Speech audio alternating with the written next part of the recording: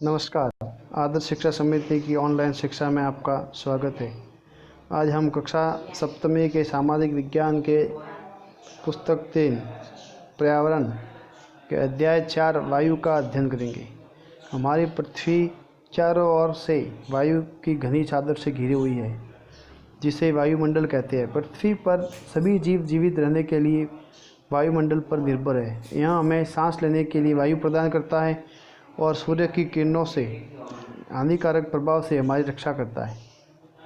यदि सुरक्षा की चादर न हो तो हम दिन के समय सूर्य की गर्मी से तप्त होकर जल सकते हैं एवं रात के समय ठंड से जम सकते हैं। अतः यह वह वायु राशि है जिसने पृथ्वी के तापमान को रहने योग्य बनाया है। वायु का संगठक।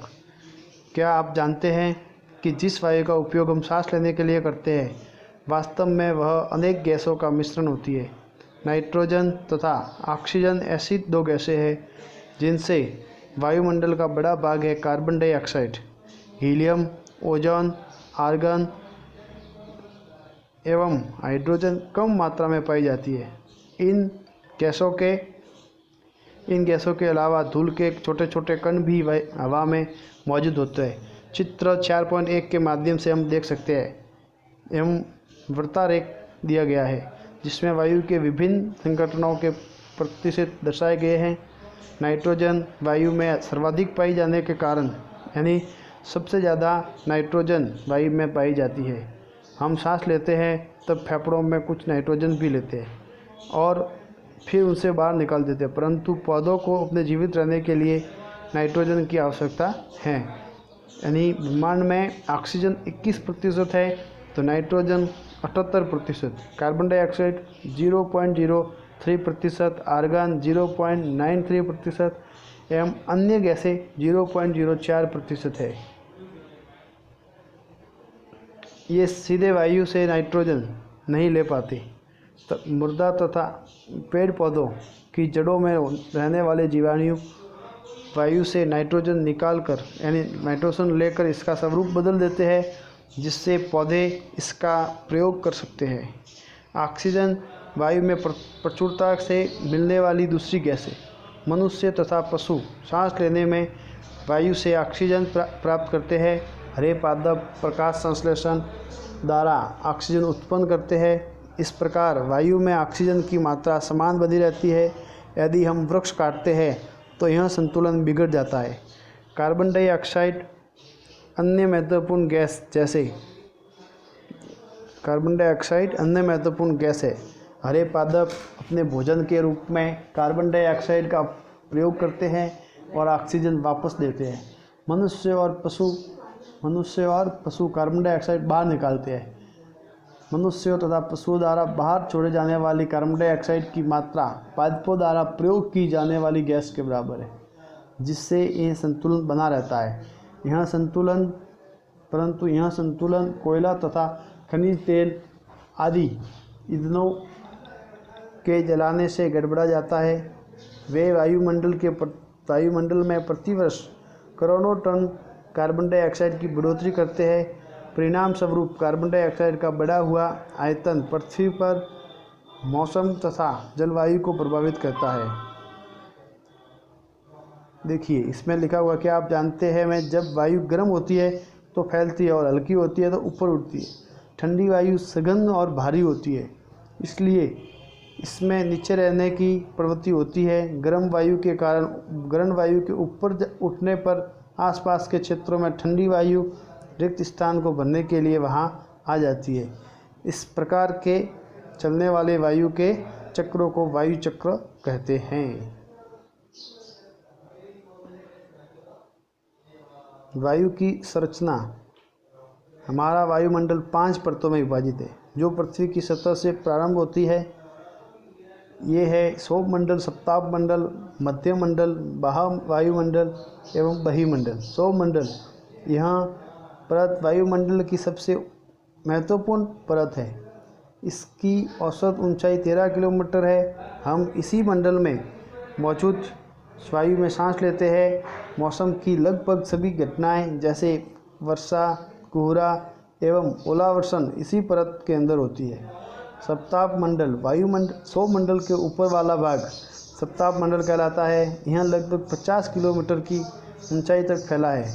यह परत बादलों एवं मौसम संबंधी घटनाओं से लगभग मुक्त होती है। इसके फलस्वरूप यहाँ की परिस्थितियाँ हवाई जहाज उड़ाने के लिए आदर्श होती है। सप्ताप मंडल की एक महत्वपूर्ण विशेषता यह है कि इसमें ओजोन गैस की परत होती है। यह परत सूर्य से आने वाली हानिकारक गैसों से हमारी रक्षा करती है। मध्य मंडल यह वायुमंडल की तीसरी परत है। यह सप्ताप मंडल के ठीक ऊपर होती है। यह लगभग 80 किलोमीटर की ऊंचाई तक फैली होती है। अंतरिक्ष से प्रवेश करने वाले उल्का पिंड इस परत में आने पर जल जाते हैं। बाह्य वायुमंडल में बढ़ती हुई ऊंचाई के कारण तापमान अत्यधिक तीव्रता से बढ़ता है। आयन मंडल इस परत का एक भाग है। यह 80 से 400 किलोमीटर तक फैला है।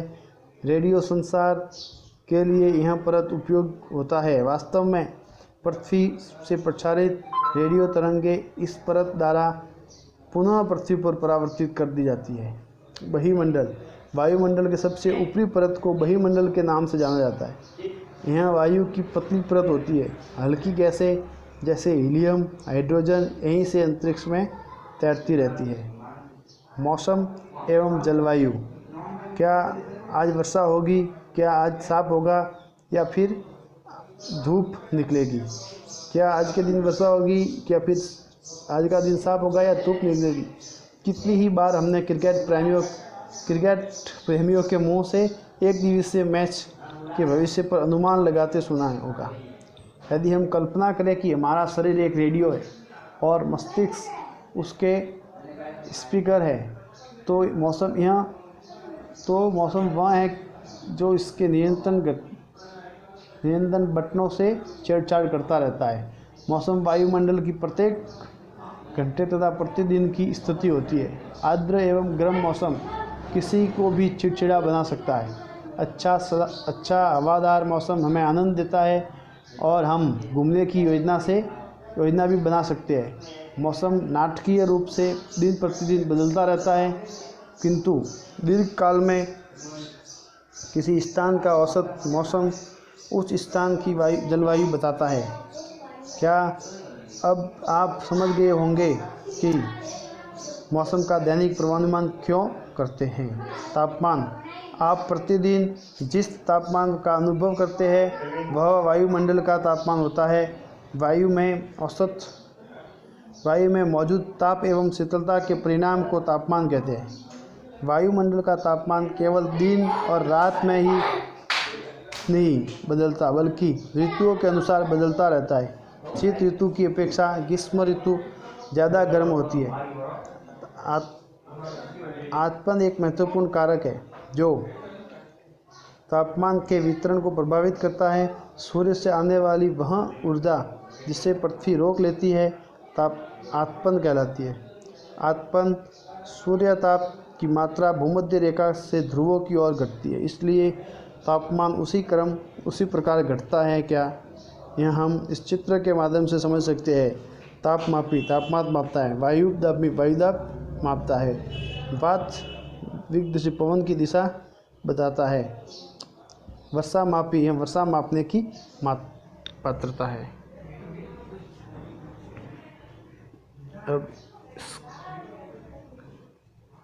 इस प्रकार हम इस वायु के अगले भाग को अगले युग में पढ़ेंगे। इसके अब यह जानकर आपको आश्चर्य होगा कि पृथ्वी सूर्य की ऊर्जा के लगभग 10 लाख करोड़ 2 अरब भाग का एक केवल भाग है, जो 2 अरबवा भाग पृथ्वी सूर्य की ऊर्जा के 2 अरबवा भाग प्राप्त करती है। स्थानीय समाचार पत्र के माध्यम से हम मौसम विभाग के बारे में अवलोकन कर सकते हैं।